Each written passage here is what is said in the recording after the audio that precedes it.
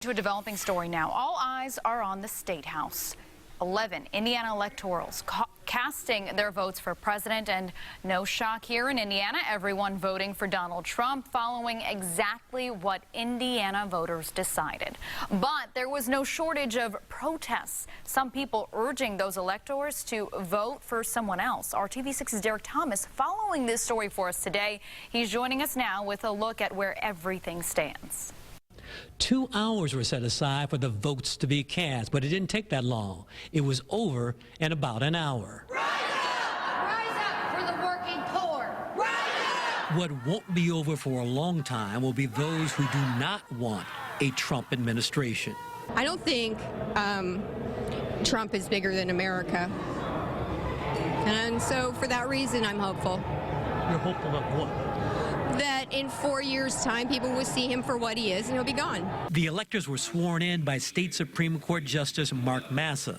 They filled out their ballots, and Secretary of State Connie Lawson gave the results. All 11 votes have been cast for Donald J. Trump. Edwin Simcox, who served as Indiana Secretary of State from 1978 to 1986, was one of those electors. He said he did his duty and says the country must now come together. The heat of the election is something that, doesn't always bring out the best in everyone, and certainly this election was no exception.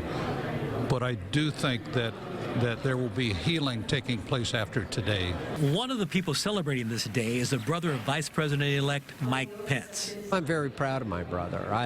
He's a great guy. He's worked real hard to get where he's at. I think his heart is in the right place, and he's going to make a great vice president.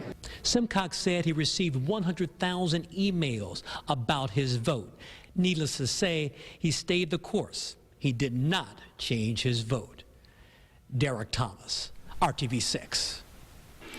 Despite protests across the country, electors as a whole are voting for whoever their constituents voted for in the race for the White House.